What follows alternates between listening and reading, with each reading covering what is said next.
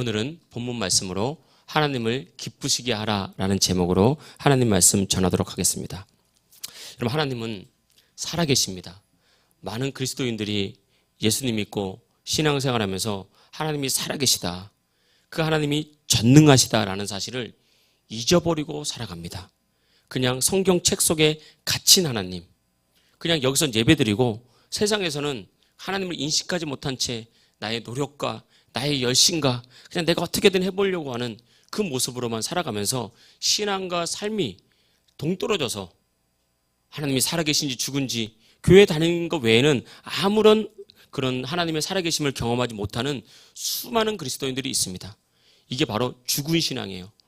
우리가 예수님 믿을 때 우리가 예배를 열심히 드리고 찬송가를 열심히 부르고 말씀을 열심히 읽는 것도 중요하지만 내가 부르는 찬송 속의 하나님이 살아계신 하나님이 아니라면, 내가 읽는 말씀 속에 계신 하나님이 내 삶에서 역사하지 않는다면 그것은 우리는 잘못된 신앙생활을 하고 있는 것입니다.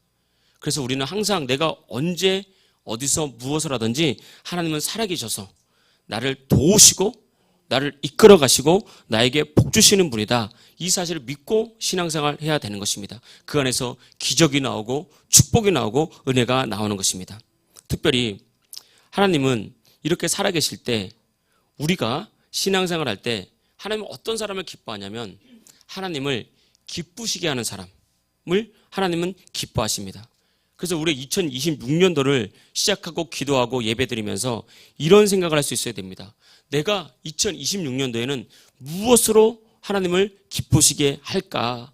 무엇으로 하나님의 마음을 시원케 해드릴까? 하나님, 내가 무엇으로 하나님의 마음을 기쁘게 할 수 있습니까? 라는 질문과 기도를 할 필요가 있는 것입니다. 바울은 우리가 아는 것처럼 은혜 받고 복음 전하는 일에 헌신했죠. 하나님께서 그 바울의 모습을 너무너무 기뻐하셨습니다. 그래서 하나님은 바울의 삶을 인도하셨고 바울에게 능력을 주셨고 바울을 통해서 놀라운 영향력을 갖게 하면서 온 세상을 변화시켰던 것입니다. 그래서 우리가 하나님을 기쁘시게 하면 하나님은 우리 인생을 받으시고 우리 인생을 책임져 주신다라는 것입니다. 오늘 말씀은 북이스라엘 선지자 엘리야에게 베푸신 하나님의 은혜와 축복에 관한 말씀입니다.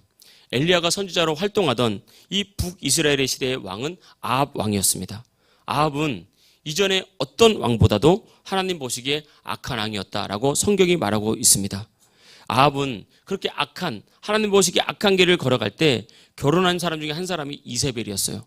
이세벨은 당시에 이제 이스라엘 근처에 있는 시돈이라는 나라의 엣바알이라는 왕의 딸이었습니다. 엣바알. 근데 이름이 어디서 많이 들어본 것 같죠? 엣바알. 이 뜻이 뭐냐? 아버지가 엣바알이에요. 이세벨의. 엣바알은 무슨 말이냐면 바알의 사람이라는 뜻이에요. 바알의 사람. 그러니까 바알은 풍요와 다산의 신이거든요. 이 그쪽 이스라엘 지역에 이 팔레스타인에 크게 우상으로 자리 잡고 있는 신이, 우상이 바로 바알입니다. 그런데 아버지가 엣바알이라는 사람이에요. 난 바알의 사람이다라고 선포한 사람이 바로 이세벨의 아버지였어요. 그러니까 이세벨은 바알을 지극히 숭배하는, 우상 숭배하는 여성이었습니다. 그런데 이 아합 왕은 이 이세벨과 결혼하게 된 것입니다. 그래서 이세벨이 결혼해서 이스라엘로 들어오면서 이제 바알신을 가지고 들어왔거든요. 바알신을 가지고 들어왔는데 이 아합 왕이 그 이세벨의 마음을 얻기 위해서 북이스라엘의 수도 사마리아에 바알 신전을 지었다고요. 바알 신전을 짓고 자기뿐만 아니라 온 백성들이 바알을 국가적으로 숭배하게 만들었습니다. 그래서 성경을 보면 바알은 하나님의 말씀을 버리고 하나님의 제단을 헐고 바알의 신전을 세워서 온 백성들을 타락시킨 왕이 바로 아합 왕이었습니다. 그리고 이것으로도 모자라서 그때 하나님을 두려워하던 선지자들을 붙잡아다가 칼로 다 죽이는 왕이 바로 아합 왕이었어요. 그러니까 그 당시에 아합 왕과 이세벨의 이런 공포 정치가 극에 달았던 시대였어요. 그러니까 아무도 그것을 보면서 하나님은 너무 마음이 아프고 너무 괴롭고 그럼에도 불구하고 이스라엘을 사랑해서 살리고 싶은데 아무도 하나님의 마음을 알아주는 사람이 없는 거예요.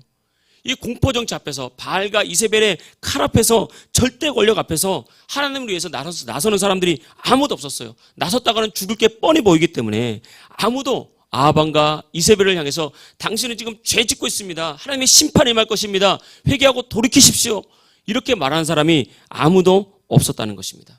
이런 타락한 시대, 위기의 시대에 등장한 사람이 바로 하나님의 사람 엘리야였어요.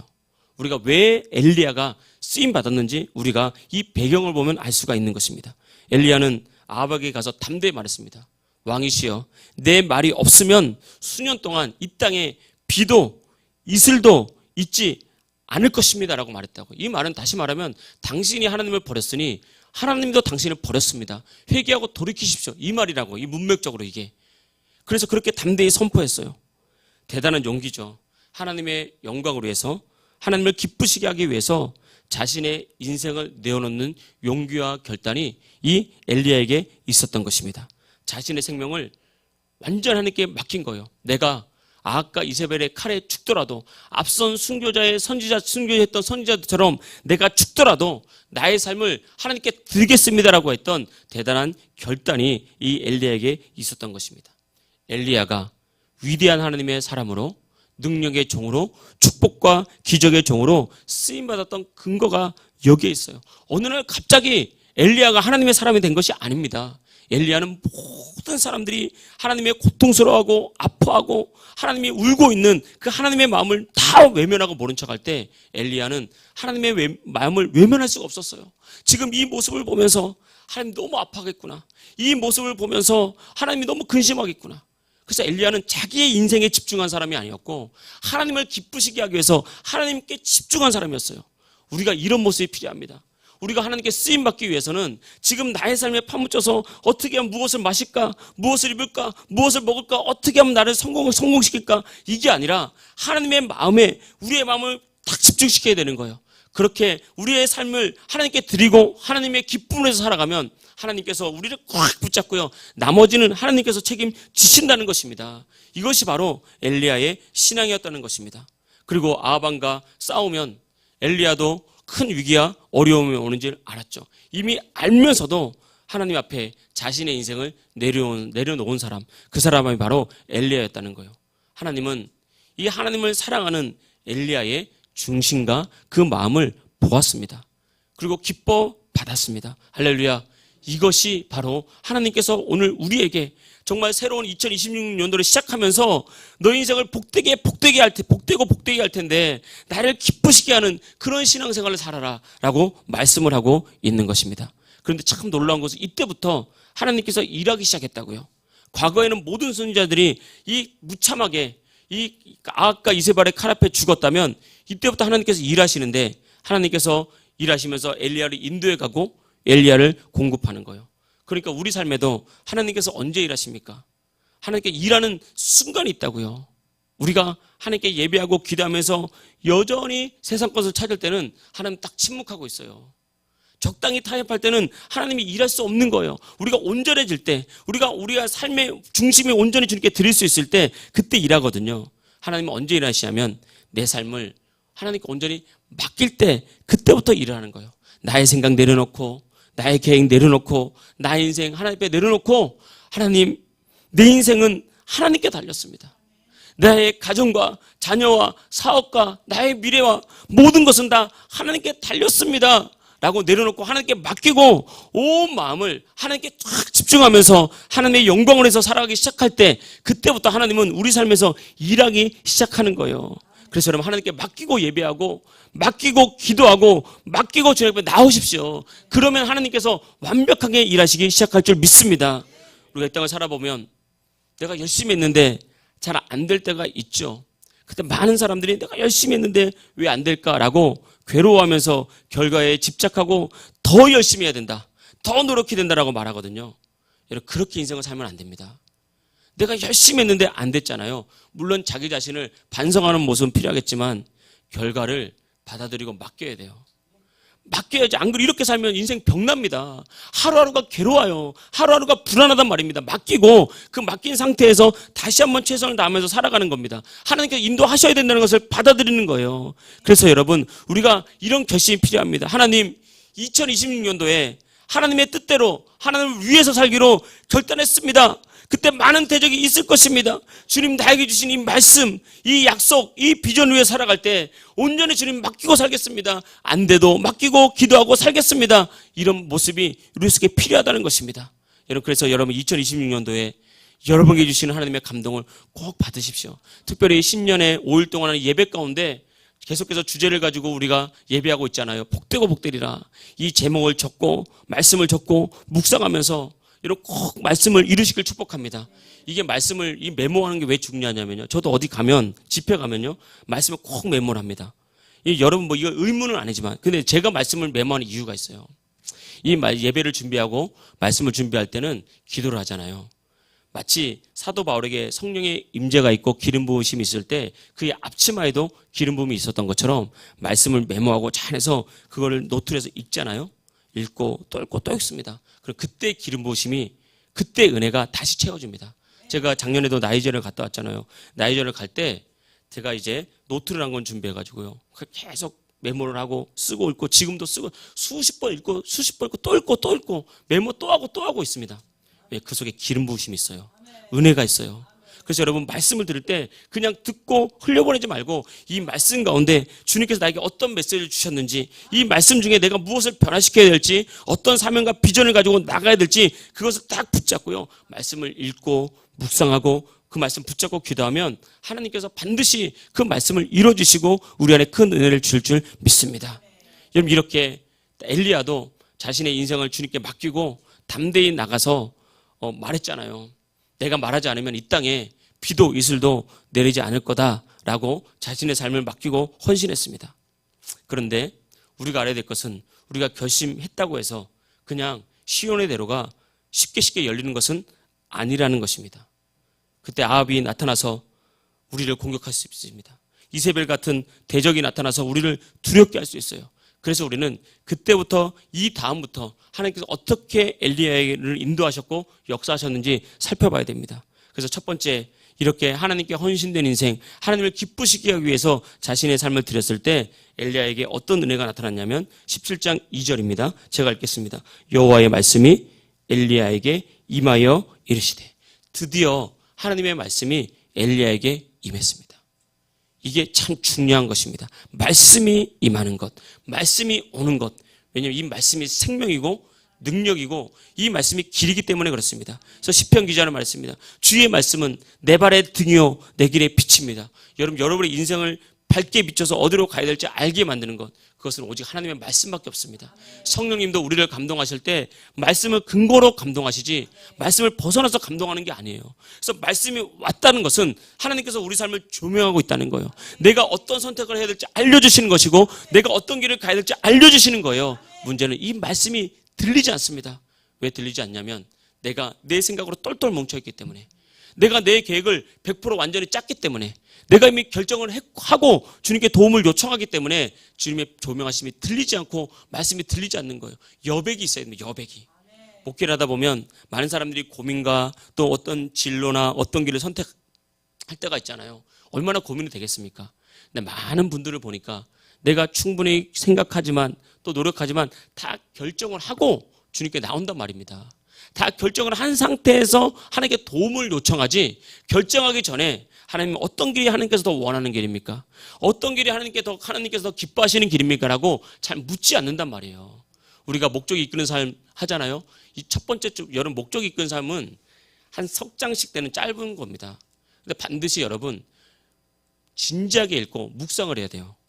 그렇지 않으면 그냥 읽고 끝나는 것입니다. 이 되게 좋은 책이거든요. 물론 모든 성경을 제외하고는 완벽한 책이 어디 있겠습니까? 그러나 굉장히 우리에게 도움을 주는 책입니다. 진지하게 읽고 진지하게 자신에게 묻고 진지하게 자신을 돌아보십시오. 학생, 청년들, 중학교 이상들도 그걸 하게 될 거예요. 책을 나눠줄 겁니다. 그러면 여러분들한테 좀 어려울 수 있어요. 책 자체가, 의미를 이해하기가. 그러나 잘 한번 읽어보십시오. 꼭 읽고. 또 이걸 맡은 리더들은 진짜 여러 번 읽어야 됩니다. 같은 챕터는 여러 번 읽고 내가 묵상하고 내가 하나님께 기도하면서 주님께서 이걸 어떻게 나눠야 될까를 이걸 잘 하나님께 받아야 돼요. 그래서 거기에 보면 우리 이번 첫 번째 주제가 뭐냐면 하나님이 나를 위해서 있는 것이 아니라 내가 하나님을 위해서 있다는 거예요. 우리는 이게 잊고 살아갑니다. 하나님이 나를 축복하는 존재로만 생각을 해요. 복 주시는 존재로만 생각을 해요. 맞아요. 하나님 우리를 복 주십니다. 그러나 우리가 이 땅에 존재하는 이유는 하나님의 영광을 해서 우리가 존재하는 거지 하나님이 나를 위해서 존재하는 것이 아닙니다. 그렇기 때문에 우리가 주님 앞에 나갈 때는 항상 말씀이 기준이 돼야 되는 거예요. 그래서 하나님 내가 이 선택과 이 결정이 옳은 것입니까? 주님이 기뻐하시는 것입니까? 말씀과 일치하는 것입니까? 라고 말씀을 가지고 나가야 되는데 우리가 하나님의 기쁨이 되기로 결단하고 내 것 내려놓으면 그때 말씀이 들리기 시작하고 말씀이 우리를 인도하는 거예요. 말씀이 우리를 인도할 때 단지 갈 길만 비추는 것이 아닙니다. 어두운 길을 환하게 비춰주시는 것뿐만 아니라 이 말씀이 빛이 되면 외로울 때 우리에게 위로가 되고, 또 내가 좌절할 때 우리에게 능력이 되고, 내가 지혜가 없을 때 우리에게 지혜가 되고, 내가 능력이 없을 때 이 말씀이 우리에게 능력이 되는 거예요. 이것이 바로 말씀이 임했을 때 나타나는 현상이라는 것입니다. 그래서 내가 하나님의 일을 하면 하나님은 나의 일을 책임지신다. 할렐루야. 저를 따라해 봅시다. 내가 하나님의 일을 하면, 하나님의 기쁨이 되면 하나님은 내 인생을 책임지신다. 할렐루야. 할렐루야. 믿으시길 축복합니다. 이렇게 출발하는 거예요. 내가 하나님께 헌신하면 하나님께서 여러분의 가정을 분명히 지키십니다. 내 눈에는 막 흐트러지는 것 같고 그래도 하나님께 헌신하고 중심을 딱 잡고 나가십시오. 하나님께서 지키십니다. 하나님께 헌신하면 사업을 살리시고 자녀를 살리시고 여러분의 삶을 인도하십니다. 그러니까 여러분 자꾸 하나님께 맡기십시오. 노력이 필요 없다는 것은 아니지만 내가 무엇인가 이루려고 너무 애쓰면서 살면요, 마음에 병 생기고 육체에 병 생기고, 인간의 육체는 한계가 있어요. 제가 늘 말하잖아요. 그 한계를 뛰어넘으면 반드시, 처음에는 좀 쉬면 되지만 이걸 한계를 뛰어넘고 또 뛰어넘으면 나중에 일은 못 일어섭니다. 이게 육체를 가진 우리 인간의 모습이에요. 그러니까 맡기고 살고 순종하며 살고 그러면 하나님께서 일하십니다. 근데 더 놀라운 것은 하나님께서 일하시면 내가 할 수 없는 것을 하나님께서 하신단 말이에요. 내가 오랫동안 고민하고 애써도 잘 안 되던 일들이 하나님께 맡기면 시간이 가면 때로 인내가 필요하겠지만 하나님께서 반드시 하십니다. 내가 못한다고 했는데 하나님께서 하시는구나. 나는 별로 한 것이 없는데, 할 수도 없었는데 하나님께서 하시는구나. 그러니까 우리는 어떻게 하면 하나님을 기쁘시게 할까? 여기에 초점을 맞춰야 되는 것입니다. 하나님을 기쁘시게 하려면 무엇을 해야 될까? 그래서 바울은 에베소서에서 말씀했습니다. 주께 기쁘시게 할 것이 무엇인가 시험하여 보라. 여러분, 주님께서 기쁘시게 할 것이 무엇인지 시험하여 보고 도전하고 헌신해 보시길 주의 이름으로 축복합니다. 이것이 바로 기회라고요. 우리가 영적인 기회라는 것, 하나님께서 주시는 복받을 기회라는 것이 있거든요. 우리는 하나님께서 주시는 기회가 복권이라고 생각해요. 복권은요, 딱 오면은 긁어보고 싶잖아요. 야, 이거 만약에 이제 뭐 복권 중에 그런 거 있잖아요. 뭐 그러면 1,000만 원짜리 복권 뭐 이런 거 주는 거 있잖아요. 그럼 딱 봤는데 1,000이 안 나오고 500이 나와요. 500원. 그럼 일단 실망을 하죠. 일단은 별로 기대가 없어요. 근데 첫 번째를 막 긁었는데 1,000이 나와서 1,000. 이야, 두 번째를 긁었는데 또 1,000이 나왔네. 우와, 이거 마지막에 그러면 막 기도도 하고 막 손도 불고 아주 천천히 긁는단 말이에요. 빨리 안 긁고 천천히. 근데 1원 이렇게 나오면 이렇게 우리가 뭐 실망을 하죠. 여러분, 근데 하나님의 복은요, 우리에게 기쁨으로 오기보다는, 뭔가 기대로 오기보다는 하나님의 주신 기회는 주로 사람의 눈에 보기에는 힘든 걸로 와요. 부담으로 옵니다. 내가 저걸 할 수 있을까? 너무 두려운데 내가 저렇게 헌신할 수 있을까? 하나님께서 말씀으로 우리에게 왔다는 것은 기회를 주시는 겁니다. 하나님께서 우리에게 무엇인가 말씀을 주셨고 우리가 무엇인가를 하기를 원할 때는 기회를 주신 거예요. 근데 사람들은 이 기회를 못 봐요. 이 기회를 부담으로만 보고 힘든 걸로만 보고, 심지어 이 기회 때문에 주님은 분명히 기회라고 주신 것 때문에 시험을 당할 때가 많습니다. 왜냐하면 그것을 사람의 눈으로만 보기 때문에 그래요. 이스라엘이 블레셋과 전쟁할 때 골리앗이 앞에 섰죠. 이건 사실은 기회였습니다. 영적으로 보면. 근데 사람들은 아무도 기회로 못 봤어요. 사울왕조차도 그냥 두려웠어요. 아무도 싸워서 이길 생각을 하지는 못했습니다. 왜 우리에게 이런 고난만 왔을까? 기회인데, 그 기회가 바로 골리앗을 죽일 기회고, 왕이 될 기회고, 축복을 받을 기회고, 문제를 해결할 기회고, 하나님의 역사할 기회잖아요. 기회인데 아무도 그걸 기회로 못 본 거예요. 근데 기회로 본 사람이 한 사람 있죠. 다윗이었습니다. 다윗이 나가서 돌을 던져버려가지고 골리앗을 죽였다고요.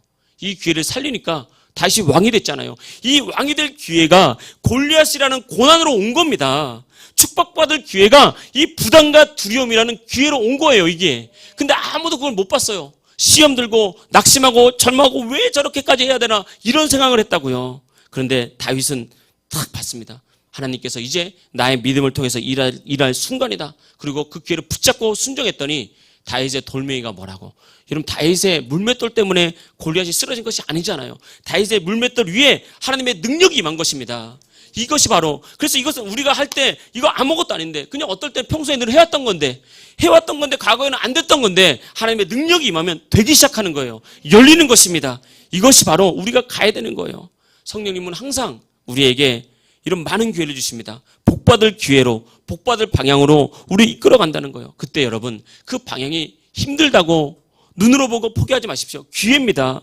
그 방향이 어렵다고 부담된다고 하나님 나 못하겠습니다라고 하지 마십시오. 왜냐하면 그때가 기회예요. 기회는 늘 오는 게 아닙니다. 영적으로 깨어있는 사람들에게 이 기회가 오는 것입니다. 그때 담대하게 외치십시오. 내가 축복의 기회를 놓치지 않겠습니다. 하나님, 이때가 기회입니다. 이때가 기회라면 나의 삶을 주께 드리겠습니다. 이때가 기회라면 나의 재능을 드리겠습니다. 이때가 기회라면 나의 물질도 드리겠습니다. 하나님, 2026년도에 축복받을 기회를 놓치지 않겠습니다. 할렐루야, 할렐루야, 할렐루야. 이것이 기회입니다. 어찌 보면 여기 이제 여러분이 공부하는 학생들이나 우리 이제 또 이제 오후에 우리 선생님들 출근해야 되잖아요. 아침에 자면 얼마나 좋겠습니까? 아침잠이 꿀잠이잖아요. 솔직히 피곤할 때 새벽잠과 아침잠은 꿀 중에 꿀잠입니다. 그런데 여러분, 잘 나왔습니다. 잠을 물론 우리가 11시, 12시까지 다 자는 건 아니지만 그래도 일찍 일어나서 씻고 준비하고 또 이렇게 마음을 가다듬고 올 때 다른 일도 할 수 있는데, 이게 하나님께서 여러분 열어주시는 기회입니다. 우리 자녀들에게는 지혜가 임할 겁니다. 지혜가 임할 거예요. 놀라운 지혜가 분명히 임합니다. 남들은 3년, 4년에도 못할 것들을 하는 지혜 주시면요, 1년 열심히 하면 그걸 탁탁탁탁 이뤄주십니다. 여러 가지 일들로 복을 줄 줄 믿습니다. 그래서 여러분, 2026년 축복의 주인공 되기를 축복합니다. 마지막 하나가 더 있는데 짧게 마치겠습니다. 두 번째, 하나님께 기쁨이 되는 인생을 사는 사람, 그렇게 결단하는 사람은 하나님께서 채워주시고 공급하시고 마지막까지 이끄십니다.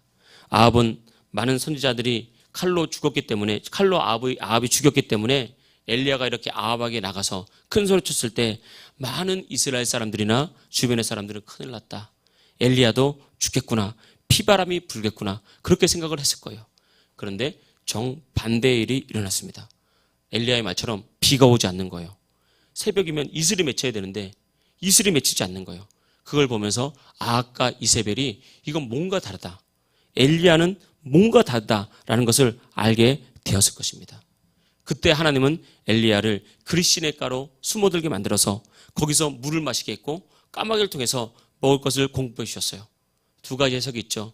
진짜 까마귀가 빵과 고기를 가져왔을 수도 있고, 하나님이 까마귀로 쓰시는 사람들이 아합을 피해서 몰래 엘리야에게 공급할 수도 있습니다. 먹을 것이. 어찌됐건 간에 하나님은 엘리야를 책임졌어요. 시간이 지나고 물이 마르고 먹을 것이 없을 때 하나님은 엘리야를 시돈 땅에 있는, 시돈이 누구죠? 이세벨의 고향이라고요. 사르밧 과부 그냥 보낸 게 아닙니다. 하나님이 이 사르밧 과부, 시돈 땅에 사는 사르밧 과부에게 보내는 것은 이세벨에게 선전포고하는 거예요. 네가 시돈 사람이지, 바알의 종이지, 시돈에서 내가 어떻게 역사하는지 봐라. 불신의 땅에서 내가 어떻게 역사하는지를 보여주는 거예요. 그 속에 가서 정말 사르밧 과부를 통해서 엘리야를 먹었고, 엘리야 선지자를 섬기던 사르밧 과부도 큰 축복을 받았습니다. 이후에는 바알과 아세라 선지자 850명과 갈멜셋에 싸울 때 엘리야가 이길 것이라고 누가 장담했겠습니까? 이건 생명을 건 싸움이었잖아요. 다 엘리야가 죽을 것이라고 예측했겠지만 결과적으로는 하나님께서 하늘에서 불을 내셔서 엘리야의 재단을 사르시고 이 바알과 아세라 선지자 850명이 엘리야와 믿음의 사람들의 칼에 죽었습니다. 이때부터 북이스라엘의 변화가 나타난 거죠. 이것이 바로 하나님을 기쁘시게 하시는 인생의 축복입니다. 사람들은 야, 저렇게 하다가는 망하는 거 아니야? 저렇게 하다가는 뭔가 안 될 것 같은데 왜 믿는 사람들이 저렇게 미련하게 광신도 아니야? 아닙니다. 그 자리에 축복이 있습니다. 하나님께서 나를 축복하실 것입니다. 내가 하나님을 위해 살면 하나님께서 책임지실 것입니다. 그래서 여러분 2026년도에 하나님을 기쁘시게 하는 신앙생활을 하기를 축복합니다. 내 만족, 내 기쁨, 내 성공이 아니라 하나님, 내가 무엇을 하든지 하나님의 기쁨이 되게 도와주십시오. 하나님이 기쁘시게 할 것이 무엇인지 내가 분별하여서 그 길 가게 도와주십시오. 영적인 기회를 붙잡고 붙잡게 하여 주시옵소서. 나에게 믿음을 주십시오. 아픔이 오고 문제가 오고 부담이 오고 두려움이 오더라도 내가 이 믿음의 길을 갈 수 있도록 도와주십시오. 내가 하나님 증거되기 원합니다. 간증되기 원합니다. 이런 하나님의 축복과 은혜가 저와 여러분에게, 여러분의 가정과 사업과 직장과 미래와 주의 몸된 교회 위에 함께 있기를 주의 이름으로 축복합니다. 할렐루야!